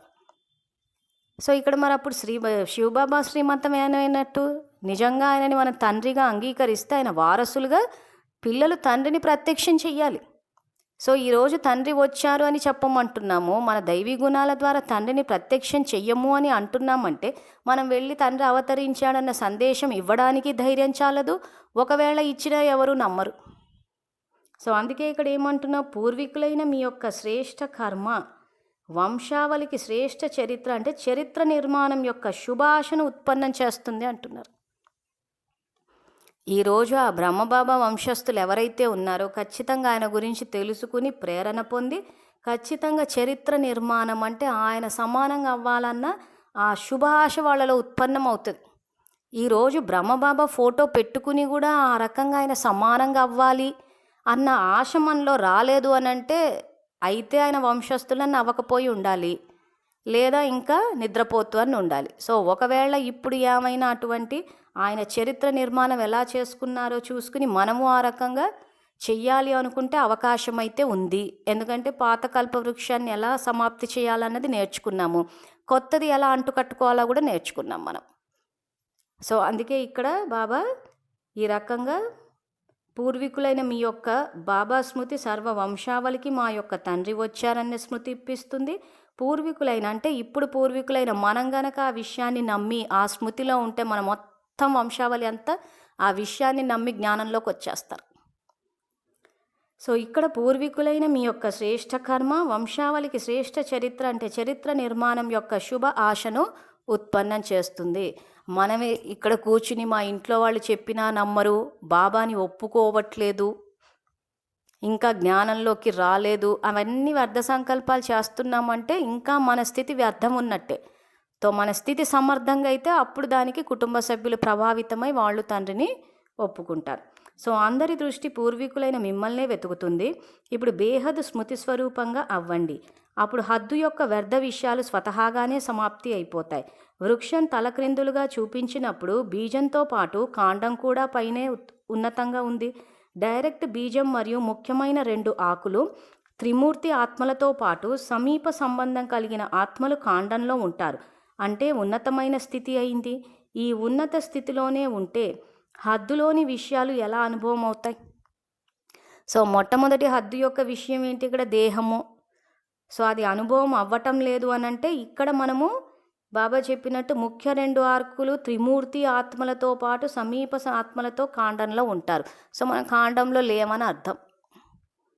సో ఇప్పుడు సరిదిద్దుకోవాలంటే సరిదిద్దుకోవచ్చు. బాల్యంలో సోమరితం యొక్క విషయాలుగా అనిపిస్తాయి. ఇప్పుడు మీ యొక్క బేహద్ వృద్ధాప్య స్థితిలోకి రండి. అప్పుడు సదా సర్వ అనుభవీమూర్తిగా అవుతారు. బేహద్ వృద్ధాప్య స్థితి యొక్క వృత్తి ఏదైతే ఉందో దాన్ని స్మృతి ఉంచుకోండి. ఈ బేహద్ వృద్ధాప్య స్థితి అని ఒక సపరేట్ మురళి అని నడిపాడు బాబా. సో దాని గురించి అక్కడ పూర్తిగా ఒక మురళి చదువుకుందాము. ఇప్పుడు బేహద్ వృద్ధాప్య స్థితి అంటే అనుభవీమూర్తులు. ఇంకా బాల్యంలో సోమరితనంలాగా ఇంకా అది అర్థం కావట్లేదు కాడు పడుకుందాము లేస్తాము స్థితి స్థిరంగా లేదు అని చెప్పి చిన్నపిల్లల్లాగా పడుతూ లేవడం అంటూ ఉండొద్దు. ఇక్కడ బేహద్ వృద్ధాప్య స్థితి అంటే వానప్రస్థ స్థితి అంటే అనుభవంతో నిండిపోవాలి ఇప్పుడు మన జీవితం. సో అందుకే బేహద్ వృద్ధాప్య స్థితిలోకి రండి. అప్పుడు సదా సర్వ అనుభూతి మూర్తిగా అవుతారు, అనుభవీ మూర్తిగా అవుతారు. బేహద్ వృద్ధాప్య స్థితి యొక్క వృత్తి ఏదైతే ఉందో దాని స్మృతి ఉంచుకోండి. ఇప్పుడు ఇంకా ఎంత కార్యం మిగిలి ఉంది? సదా ఇదే స్మృతిలో ఉండండి. కానీ ఈ కార్యం అంతా సహజంగా ఎలా సంపన్నమవుతుంది? ఏ విధంగా అయితే మీ యొక్క రచన అయిన సైన్స్ వారు విస్తారాన్ని సారంలోకి మలుస్తున్నారు, అతి సూక్ష్మ శక్తిశాలి సాధనాలను తయారు చేస్తున్నారు. వీటి ద్వారా సమయం, సంపద, శస్త్రాలు తక్కువలో తక్కువ ఖర్చు అవుతున్నాయి. మొదట విమానం యొక్క కార్యంలో ఎంత పెద్ద సేవ, మొదట వినాశనం యొక్క కార్యంలో ఎంత పెద్ద సేవ, ఎన్ని శస్త్రాలు మరియు ఎంత సమయం ఉపయోగించేవారు. కానీ ఇప్పుడు విస్తారాన్ని సారంలోకి తీసుకువచ్చేశారు కదా. అదేవిధంగా మీరు కూడా మాస్టర్ రచయితగై స్థాపనా కార్యంలో సూక్ష్మ శక్తి ద్వారా నిమిత్తంగా స్థూల సాధనాలను కార్యంలోకి తీసుకురండి. లేకపోతే స్థూల సాధనాల యొక్క విస్తారంలో సూక్ష్మశక్తి గుప్తమైపోతుంది. ఏ విధంగా అయితే వృక్షం యొక్క విస్తారంలో బీజం దాగిపోతుందో అదేవిధంగా స్థూల సాధనాల యొక్క విస్తారం ద్వారా సూక్ష్మశక్తి యొక్క శాతం తక్కువైపోతుంది. పూర్వీకులైన మీ యొక్క అలౌకికత సూక్ష్మశక్తి. సో ఇక్కడ ఏమైపోయిందంటే సాధనాలు ఎక్కువైపోయాయి అంటున్నాడు. సో జ్ఞానం అని చెప్పి సాధనాల ద్వారా జ్ఞానం వస్తుంది కానీ శక్తి రావట్లేదు అంటున్నాడు. సో అందుకే పూర్వీకులైన మీ యొక్క అలౌకికత సూక్ష్మశక్తి. ఇప్పుడు అందరూ మన నుంచి ఏం కోరుకుంటున్నారు? లెక్చర్లు కాదు, ప్రసంగాలు కాదు, శక్తి కావాలంటున్నారు. సో ఆ శక్తి ఇస్తేనే వాళ్ళు ఆ స్థితి ఉన్నతంగా అవుతుంది, ఆ తండ్రి గురించి వినడానికి కూడా ఇష్టపడతారు. సో అందుకే ఇప్పుడు విస్తారాన్ని సైన్స్ వారు ఏ రకంగా అయితే విస్తారాన్ని సారంలోకి తీసుకురావడం. ఇప్పుడు మొబైల్ ఫోనే కనుక తీసుకుంటే ఒకప్పుడు ల్యాండ్లైన్ ఫోన్స్ ఉండేవి. సో దానివల్ల అంత హద్దు యొక్క బెనిఫిట్సే ఉండేవి. సో ఇప్పుడు దాన్ని సారంలోకి తెచ్చి మన చేతిలోకి వచ్చేసింది. అంటే ప్రతీది వాళ్ళు విస్తారాన్ని సారంలోకి తీసుకురాగలిగినప్పుడు మనము దేహము, దేహ సంబంధీకులు వస్తువుని ఇంత విస్తారంలో నుంచి ఆత్మ యొక్క సూక్ష్మశక్తి అయిన సారంలోకి వచ్చేసేయండి అంటున్నాడు. సో పూర్వీకుల ద్వారా ఏదో విశేష శక్తి ఉత్పన్నం అవుతుందని దీని ద్వారా అందరూ అనుభవం చేసుకోవాలి. వంశావళి మీ ద్వారా ఏదో ఒక నవీనత కోరుకుంటుంది. సాధనాల యొక్క శక్తి, వాచాశక్తి ఇవైతే అందరి దగ్గర ఉన్నాయి. కానీ ఏ శక్తి అప్రాప్తిగా ఉంది? సో ఈరోజు సేవల విషయానికి వచ్చినా మన యొక్క జీవితాన్ని చూసుకున్నా కానీ అందరి దగ్గర సాధనాల శక్తి ఉంది, వాచాశక్తి అయితే ఉంది. మరి ఏ శక్తి అప్రాప్తిగా ఉంది అని చెప్పి బాబా ప్రశ్న అడుగుతున్నారు. ఈ ప్రశ్నకు సమాధానం బాబా ఏమిచ్చారంటే, శ్రేష్ఠ సంకల్ప శక్తి, శుభవృత్తి యొక్క శక్తి అప్రాప్తిగా ఉన్నాయి. స్నేహం మరియు సహయోగం యొక్క దృష్టి ఇవి ఎవరి దగ్గర లేవు. కనుక ఓ పూర్వీకులు, మీ యొక్క వంశావళికి ప్రాప్తి యొక్క ఆశాదీపాన్ని వెలిగించి యథార్థ గమ్యం వరకు తీసుకురండి. సో ఇప్పుడు మన వంశావళిలో సాధనాల శక్తి, వాచాశక్తి అన్నీ ఉన్నాయి, కానీ శ్రేష్ఠ సంకల్ప శక్తి, శుభవృత్తి యొక్క శక్తి. సో ఇక్కడ సంకల్ప శక్తి అంటే ఇప్పుడు బాబా మనకి ఏవైతే సంకల్పాలు ఇస్తున్నారో ఆ శక్తి. తర్వాత శుభవృత్తి, వృత్తి అనంటే సర్కిల్, మనసు, బుద్ధి, సంస్కారం, ఇది ఒక సర్కిల్. సో ఈ శుభవృత్తి యొక్క శక్తి అంటే మనసు శక్తిశాలిగా ఉండాలి, బుద్ధి దివ్యంగా ఉండాలి, శక్తిశాలిగా ఉండాలి, సంస్కారాలు కూడా సత్వగా ఉండాలి. సో ఇది సర్కిల్. సో నేను ఆత్మని, శాంతి స్వరూపాన్ని, శివ పరమాత్మ నా తండ్రి అన్నప్పుడు ఈ సంకల్పము బుద్ధికి వెళ్ళినప్పుడు, తండ్రి నుంచి బుద్ధి దివ్యంగా అయినప్పుడు, ఆత్మ నేను శాంతి స్వరూపాన్ని అన్న సంకల్పాన్ని స్వీకరించినప్పుడు ఆత్మలో శాంతి ఎమర్జ్ అవుతుంది. సో దాన్ని ధారణా స్థాయిలోకి తీసుకొచ్చి ప్రయోగం చేస్తేనే సంస్కారం పరివర్తన అవుతుంది. తో ఆ శాంతి అన్న సంస్కారం నుంచి వచ్చే ఆలోచనలు, సంకల్పాలు శాంతితో కూడుకొని ఉంటాయి. అంటే ఇది ఒక సర్కిల్ వృత్తి. సో శుభ వృత్తి యొక్క శక్తి అవి అప్రాప్తిగా ఉన్నాయి. మరియు స్నేహం మరియు సహయోగం యొక్క దృష్టి. సో ఇటువంటి ప్రాప్తుల్ని వంశావళికి ఇవ్వాలి, భోజనాలు కాదు. సో ఇటువంటి అప్రాప్తి యొక్క ఆశాదీపాన్ని వెలిగించి యథార్థ గమ్యం వరకు తీసుకురావాలి. సో మన వంశావళి మన నుంచి సంకల్పశక్తి, శుభవృత్తి యొక్క శక్తి, స్నేహం మరియు సహయోగం యొక్క శక్తిని కోరుకుంటున్నారు. తర్వాత ఇక్కడ కూడా సుఖము, శాంతి, సంతుష్టత, ఆ తర్వాత సంతోషము, ఇవి కోరుకుంటున్నారు. ఇవి వాళ్ళకి ఇవ్వాలి. ఇవి మన యొక్క స్థితి ద్వారా, మన యొక్క శక్తి ద్వారా వాళ్ళకి ఇవ్వగలము, స్థూలమైన ఆహారం ద్వారా కాదు. తర్వాత ఈ సేవ అన్నది నిరంతరం జరగాలి. పితృపక్షాలు దసరా అని చెప్పి ఆ సమయంలో చేయడం అని కాదు. అది కూడా ఆహారం ద్వారా చేయలేము. బాబా నుంచి శక్తిని తీసుకుని మన స్థితిని పరివర్తన చేసుకుని ఈ శక్తుల యొక్క స్టాకుని నింపుకుని చేయాల్సి వస్తుంది. సో అది ఎలా చేయాలన్నదే బాబా ఈరోజు మురళిలో చెప్పారు. సో కాబట్టి మీ యొక్క వంశావళికి ప్రాప్తి యొక్క ఆశాదీపాన్ని వెలిగించి యథార్థ గమ్యం వరకు తీసుకురండి. ఏం చేయాలో అర్థమైందా? సో ఇప్పుడు ఏం చేయాలి మనము? శాంతి, సంతోషము, సంతుష్టత, ధైర్యం అన్న ఈ శక్తుల యొక్క స్టాకుని నింపుకుని ఆ స్థితిలో ఉంటే మన నుంచి ఆ తరంగాలు మన మొత్తం వంశావళికి వెళ్తుంది. మనం గనక ఇప్పుడు అశాంతితోటి, భయంతో గనక మనం ఉంటే, అవినీతితో ఉంటే, ఇవే తరంగాలు మన నుంచి వెళ్ళి మన వంశావళి అంతా ఆ రకంగానే అశాంతితోటి, దుఃఖంతో ఉంటుంది. సో ఇక్కడ మెయిన్ బేస్ ఎవరు? పునాది ఎవరు? మనము. మన స్థితియే మన వంశావళికి పునాది. సో అందుకే ఏం చేయాలో అర్థమైందా? ప్రజలు ఏదైతే చేస్తున్నారో అదే మీరు కూడా చేస్తే ఇక మీరు ప్రత్యేకంగా ఏం చేసినట్లు? సో ప్రజలు ఏదైతే చేస్తున్నారు మనం అదే చేస్తున్నామంటే ప్రజలు ఏం చేస్తున్నారు? పితృపక్షాలని చెప్పి పిండ ప్రదానాలు చేసుకుంటూ ఉన్నారు. మనం భాష మార్చి భోజనాలు అంటాం, బ్రహ్మ భోజనాలు అంటాం అంతే. సో కాబట్టి ప్రజలు ఏదైతే చేస్తున్నారో అదే మీరు కూడా చేస్తే ఇక మీరు ప్రత్యేకంగా ఏం చేసినట్లు? మీరు భగవంతుని పిల్లలు, అతీతమైన వారు. ఇప్పుడు వాచా యొక్క బాంబ్స్ వేస్తున్నారు, కానీ ఇవన్నీ బేబీ బాంబ్స్, చిన్నవి వేశారు. మనస్సు వరకు బాణం వేయలేదు. సో ప్రజలు ఏం చేస్తున్నారు? అక్కడ ఊరికే ప్రసంగాలు ఇస్తున్నారు భక్తి మార్గంలో కనుక చూసుకుంటే. సో మీరు అదే చేస్తున్నారు, వాచా యొక్క బాంబ్స్ వేస్తున్నారు, కానీ ఇవన్నీ చాలా చిన్నవి, మనస్సు వరకు బాణం వేయలేదు. సో అందరి మనసుకు టచ్ అవ్వాలి అంటే ఇక్కడ మనము జ్ఞాన సంపన్నులం అవ్వాలి. అప్పుడు మన వంశావళి మొత్తం జ్ఞాన సంపన్నులు అవుతారు. ఆ జ్ఞానం యొక్క ప్రకాశం పడుతుంది. సో అందుకే ఇక ముందు ఏమి చేయాలి? ఈ ప్లాన్ అయితే ఇవ్వాలి కదా. వీరు మంచి కార్యం చేస్తున్నారు అనే మాట వారి నోటి నుండి వస్తుంది, కానీ ఇది ఒకటే సరైన మార్గం అని మనస్సుతో రావాలి. నోటితో వ్యాపారం చేసేవారు చాలామంది ఉంటారు, కానీ మనస్సుతో వ్యాపారం చేసేవాళ్ళు కోట్లలో కొద్దిమంది ఉంటారు. మీరందరూ మనస్సుతో వ్యాపారం చేసే పిల్లలు కనుక ఇప్పుడు ఏమి చేస్తారు? ఇప్పుడు సర్వ ఆత్మలు పూర్వాత్మలైన మిమ్మల్ని గ్రహించాలి, ప్రాప్తి యొక్క అధికారాన్ని పొందాలి. ఈ విధమైన శక్తిశాలి సేవ యొక్క చక్రం తిప్పండి. సో ఎవరెవరైతే జ్ఞానంలో రాని వాళ్ళ పరిస్థితి ఏంటంటే వాళ్ళందరూ ఈ వాక్యాలని చదువుకోవాలి.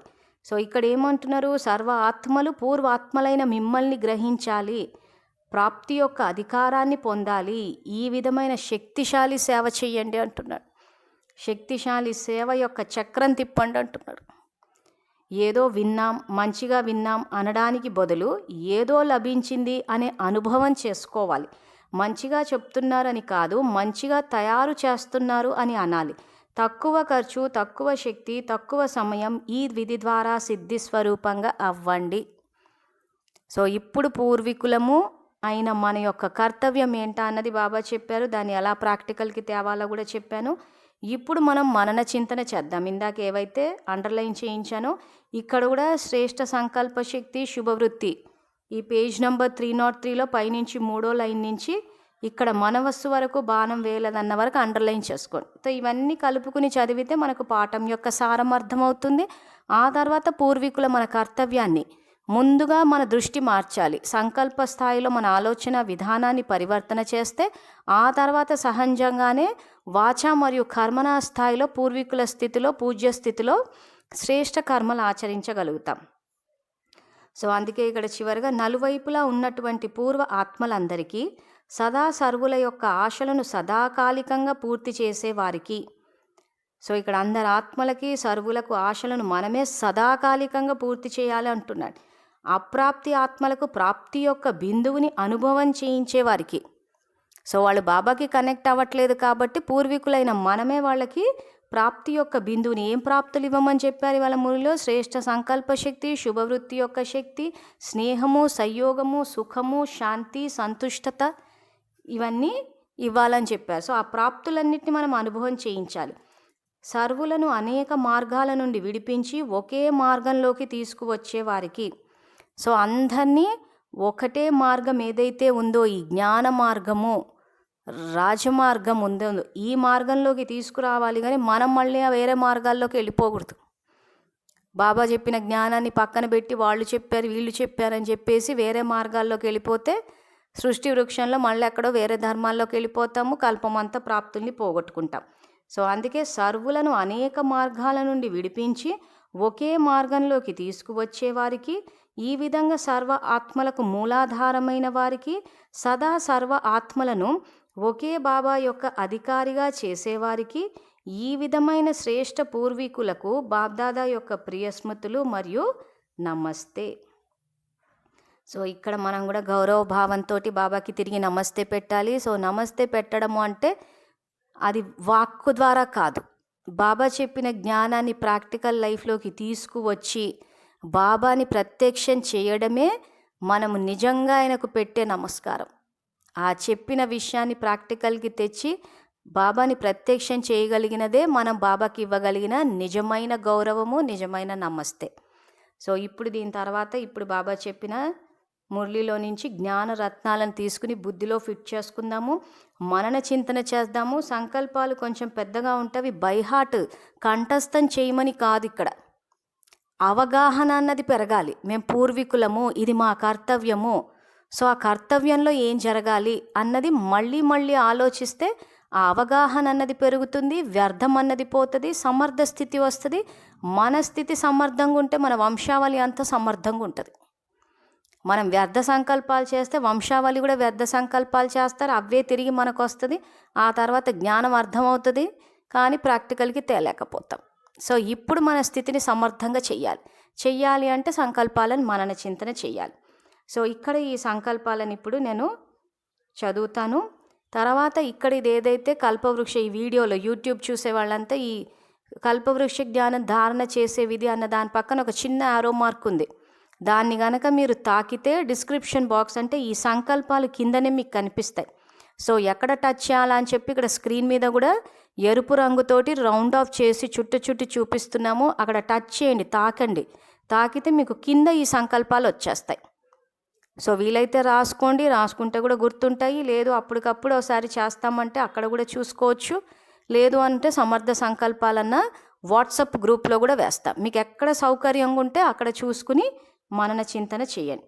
సో ఇక్కడ మొట్టమొదటి సంకల్పము ఆత్మిక స్థితిలో చేయాలి. ఏదైనా కానీ ఆత్మిక స్థితి, యోగ స్థితి అంటే నేను ఆత్మని, ఆత్మకు సంబంధించిన ఏ స్వధర్మమైనా తీసుకోవచ్చు. శాంతి స్వరూపాన్ని అనుకోవచ్చు, శక్తి స్వరూపాన్ని అనుకోవచ్చు. సో ఈరోజు నేను ఆత్మను, శక్తి స్వరూపాన్ని, శివ పరమాత్మ నా తండ్రి అని బాబాకి కనెక్ట్ అయితే ఇది ఆత్మిక స్థితి, యోగ స్థితి. ఈ స్థితిలో మొట్టమొదటి సంకల్పము పూర్వజ మరియు పూజ్య స్వరూపాన్నైన నేను ఏ ఆత్మను చూసినా లేక ఎవరితో సంప్రదింపుల్లోకి వచ్చినా మేము సర్వ ఆత్మలకు పూర్వీకులము మరియు మొత్తం వృక్షం యొక్క శాఖలు, ఉపశాఖలు అందరికీ మూల ఆధారం అంటే పునాది అనే స్మృతి ప్రత్యక్ష రూపంలో ఉన్నది. సో దీన్ని ఏమి బైహార్ట్ చేయకండి కానీ అవగాహన పెంచుకోండి, మళ్ళీ మళ్ళీ చదివి ఆలోచించి.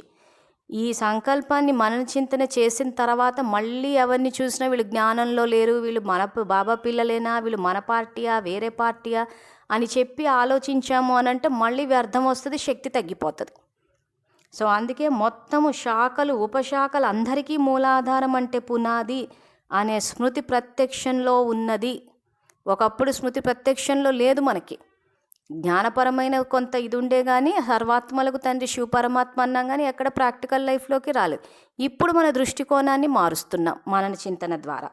సో రెండవ సంకల్పము వంశావళికి ఆధారమూర్తినైన నేను.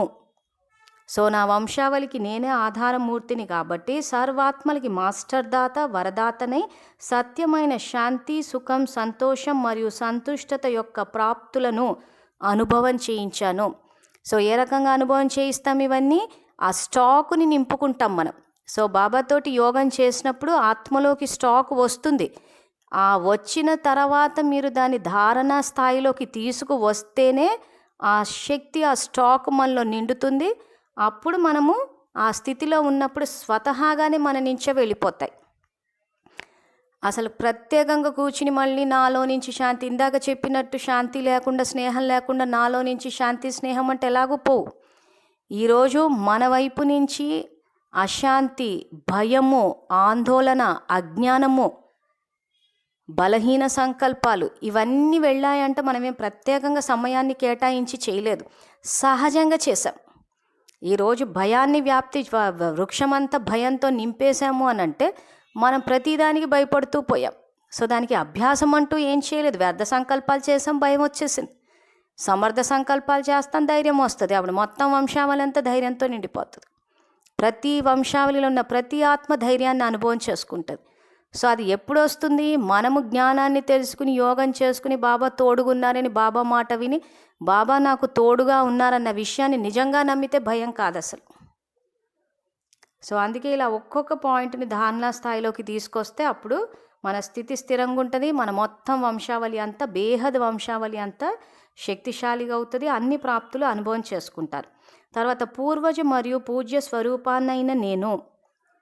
ఇక్కడ పూర్వజ మరియు పూజ్య స్వరూపం అన్న పదాలు ఎందుకు వాడానంటే నిన్నటి మురళిలో మీ 2 స్వరూపాలు మీకు గుర్తుండాలి అన్నాడు.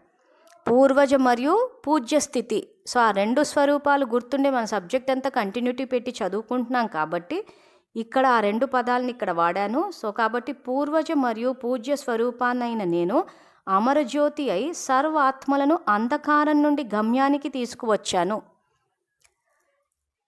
సో సృష్టి వృక్షంలో అజ్ఞానం అన్నది వ్యాపించిందంటే అజ్ఞానం యొక్క తరంగాలు ఎక్కడి నుంచి వ్యాపించాయి? మన నుంచే వ్యాపించాయి. అంధకారం అయిపోయింది కాబట్టి బాబా వచ్చి మళ్ళీ జ్ఞానం యొక్క ప్రకాశాన్ని ఇచ్చాడు. సో లైటు మైటు అంటున్నాడు. సో జ్ఞానం యొక్క ప్రకాశము, శక్తి యొక్క ప్రకాశాన్ని ఇచ్చాడు. సో ఇప్పుడు మనము మన పూర్వీకులకు, మన వంశావళికి ఆధారమై అమరజ్యోతి, ఆత్మజ్యోతి అయి సర్వాత్మలను అంధకారం నుండి గమ్యానికి తీసుకురావాలి. అంతేగాని మనం అంధకారం నుండిపోయి అందరి పురుషార్థం మీద దెబ్బ కొట్టేయొద్దు. డ్రామా జ్ఞానం చెప్పేటప్పుడు హాఫ్ నాలెడ్జ్ తోటి ఫిక్స్డ్ రిపిటేషన్ అని చెప్పి అందరి పురుషార్థాన్ని అజ్ఞానంతో దెబ్బ కొట్టేశాం. సో ఇప్పుడు బాబా ఏం చెప్తున్నారు? డ్రామాలో మరి అన్నిటినీ మార్చవచ్చా అంటే మార్చవచ్చు. కొత్త అంటు కట్టుకోండి అంటున్నాడు. మీ పాత శాఖలన్నీ, ఇప్పుడు ఎండింగ్కి వచ్చేసాం, పాత శాఖలన్నీ సంలగ్నతను అగ్నిలో వేసి కాల్చేయండి అంటున్నాడు. కాల్చేశాక మిగిలింది ఏంటి? బీజము. అంటే మళ్ళీ మొదటికి వచ్చామంటే .1 వచ్చేసినాం. సో అది ఎక్కడ చెప్పాడు? 3వ భాగంలో చెప్పాడు, కల్పవృక్షము లౌకిక అనుభూతులన్న మురళిలో. సో సమాప్తి చేసేసాక ఎక్కడికి వచ్చాం? మొదటికి వచ్చాం. మన ఆది స్వరూపము, అనాది స్వరూపమైన బీజరూపమైన ఆత్మకు వచ్చాం. ఇప్పుడు మళ్ళీ కొత్త అంటు కట్టుకుంటాం. సో మనకి ఏది కావాలనేది మనం నిర్ణయించుకోవాలి. స్నేహంతో కూడుకున్న వంశావళియా, శత్రుత్వంతో కూడుకున్న వంశాలి, అప్పగా ప్రతీకారంతో రగిలిపోయే వాళ్ళ, మనల్ని అర్థం చేసుకుని సంయోగం ఇచ్చేవాళ్ళ. సో ఏది కావాలో మనం నిర్ణయించుకోవాలి. తో స్నేహంతో కావాలనుకున్న కుటుంబ సభ్యులు కావాలంటే ఆ శక్తి బాబా ఇస్తారు. ఇచ్చాక దాన్ని మనం వాడుతూ పోతూ ఉంటే సంస్కారం తయారవుతుంది, పుణ్యం జమ అవుతుంది. సో అటువంటి ఆత్మలే మన జీవితంలో వస్తారు. సో కాబట్టి ఇక్కడ అమరజ్యోతి అయి సర్వాత్మలను అంధకారం నుండి గమ్యానికి తీసుకువచ్చానన్న ఈ సంకల్పాన్ని కూడా మనం ఇక్కడ మనన చింతన చేస్తే ప్రాక్టికల్ లైఫ్లోకి తీసుకురాగలుగుతాము. తర్వాత 4వ సంకల్పము, పూర్వజ మరియు పూజ్య స్వరూపాన్నైన నేను సర్వ వంశావళి ముందు ఏదైతే చేస్తానో అదే మొత్తం వంశావళికి చేరుతుంది అనే స్మృతిలో ఉన్నాను. సో ఇక్కడ ప్రాక్టికల్ ఎగ్జాంపుల్ ఏమి ఇచ్చాను? ఇదే అవినీతి గురించి. ఏదైతే అక్కయ్య ఫోన్ చేసి బ్లాక్ మనీ అకౌంట్లో వేసేయమని చెప్పి, అంటే నిజాయితీని వదలొద్దు. సో ఇక్కడ నా వంశావళి ముందు నేను ఏదైతే చేస్తానో, నేను నిజాయితీతో కర్మలు ఆచరిస్తానా, అవినీతితో కర్మలు ఆచరిస్తానా అన్నదే ఇక్కడ పాయింట్. సో ఇక్కడ నేను నిజాయితీతోటి కర్మలు ఆచరిస్తే అదే మొత్తం వంశావళికి చేరుతుంది అనే స్మృతిలో ఉన్నానని చెప్పి ఇక్కడ మన దృష్టికోణాన్ని మార్చాలంటే, ఇప్పుడు పాఠం చెప్తున్నాం కాబట్టి ఎవరైతే విద్యార్థులు పరివర్తన చెందాలి మీ వంశవృక్షంలంతా, ఈరోజు నేను ఉదాహరణకి నిజాయితీ అని తీసుకున్నాను, కానీ అన్ని దైవీ గుణాలు మన వంశస్థుల్లో ఉండాలి అంటే అవి ముందు మనలో ఉండాలి, ఉంటే మన నుంచి వెళ్తాయి. సో కాబట్టి పూర్వజ మరియు పూజ్య స్వరూపానైన నేను సర్వ వంశావళి ముందు ఏదైతే చేస్తానో అదే మొత్తం వంశావళికి చేరుతుంది. సో ఈరోజు నేను గనక బాబాని అడ్డు పెట్టుకుని మోసం చేస్తే వంశావళిలో కూడా అలాంటి వాళ్ళే వస్తారు. సో అప్పుడు ఆ సంతోషము, శాంతి, సంతుష్టత ఇవి ఏవి అనుభవంలోకి రావు. ఇంకా అతీంద్రియ సుఖం అయితే ఇంకా మర్చిపోవచ్చు. సో లేదు, ఇవన్నీ ఇప్పుడు అవినాశిగా నాకు అనుభవంలోకి రావాలి, ఆ తర్వాత అతీంద్రియ సుఖం కూడా రావాలి అంటే ఇంకా బాబా ఎంత చెప్తే అంత పాటించుకుంటూ వెళ్ళిపోవాలి. తర్వాత 5వ సంకల్పము, పూర్వజ మరియు పూజ్య స్వరూపాన్నైన నా సంకల్పం విశ్వం యొక్క వాతావరణాన్ని పరివర్తన చేస్తుంది. సో ఈ సంకల్పం కూడా మనన చింతన చేసి అవగాహన పెంచుకుని మన సంకల్పాల ద్వారా విశ్వ పరివర్తన జరుగుతుందే కానీ స్థూలమైన విషయాల ద్వారా కాదు. ఒకప్పుడు మన దృష్టికోణం ఎలా ఉండేది? వ్యర్థ దృష్టికోణం. దేహ నియమాల ద్వారా పరివర్తన అయిపోతుంది, పవిత్రంగా అయిపోతాం అనుకున్నాం. కానీ ఇప్పుడు బాబా ఏం చెప్తున్నారు? ఆత్మజ్ఞానం. సో విశ్వ పరివర్తన ఎలా జరుగుతుంది? పూర్వీకులైన మీ సంకల్పం ద్వారా. సో ఇప్పుడు దేహజ్ఞానం నుంచి ఆత్మజ్ఞానానికి మన దృష్టిని మారుస్తున్నాం. సో కాబట్టి పూర్వజ మరియు పూజ్య స్వరూపాన్నైన నా సంకల్పం విశ్వం యొక్క వాతావరణాన్ని పరివర్తన చేస్తుంది అన్న ఈ సంకల్పాన్ని మనన చింతన చేసి అవగాహన పెంచుకుని ఆ స్థూల నియమాలన్న వాటి ద్వారా పవిత్రంగా ఈ విశ్వ పరివర్తన అవుతుందన్న భ్రమలో నుంచి వాస్తవంలోకి వచ్చి కర్తవ్యాన్ని తెలుసుకుని మన శ్రేష్ఠ భాగ్యాన్ని తయారు చేసుకోవాలి. తర్వాత 6వ సంకల్పం, పూర్వజ మరియు పూజ్య స్వరూపాన్నైన నా దృష్టి సర్వ వంశావళికి సోదరత్వాన్ని స్మృతి ఇప్పిస్తుంది. సో ఇప్పుడు పూర్వీకులైన మనము సోదర దృష్టితో ఉంటే అప్పుడు మొత్తం వంశావళి అంతా సోదర దృష్టితో ఉంటుంది. అందుకే ఆ యుక్రెయిన్ రష్యా ఎగ్జాంపుల్ మురళీలో ఇచ్చాను, ఒక్కసారి అది వినండి. సో ఆ వంశస్థులు ఎవరైతే ఉంటారో అది వాళ్ళ ఖాతాలోకే వస్తుంది. కాబట్టి వాళ్ళు పరివర్తన చెందితే అక్కడ వాళ్ళు కూడా ఆ దృష్టితో ఉంటారు. సో ఆ పరివర్తన జరగాలి అని అంటే ఇప్పుడు జ్ఞానం తెలుసుకున్న మనము అలౌకిక పరివారానికి కూడా జ్ఞానాన్ని, శక్తిని ఇవ్వాలి. అందుకే విద్యార్థులకు మళ్ళీ మళ్ళీ చెప్తున్నాము, ఈ వీడియోలు ఫార్వర్డ్ చేయండి.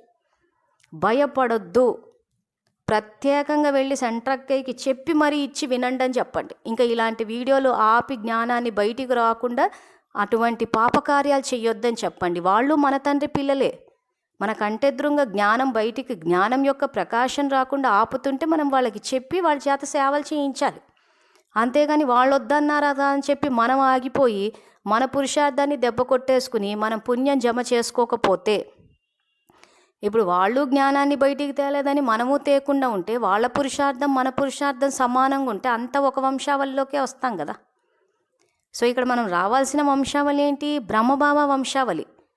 సో పాకిస్తాన్లో ఎన్ని తిరుగుబాట్లు వచ్చినా కానీ జ్ఞానాన్ని బయటికి తీసుకొచ్చారు. సో బ్రహ్మబాబా వంశావళిలోకి రావాలి అనంటే ఇక్కడ ఎంత వ్యతిరేకత ఎన్ని వచ్చినా కానీ జ్ఞానాన్ని బయటికి తీసుకురావాల్సిందే. ఎక్కడైనా భయపడిపోయి ఆగాము అనంటే ఆ భయమే రికార్డ్ అవుతుంది. మన వంశస్థులు కూడా అలాంటి వాళ్ళే వస్తారు.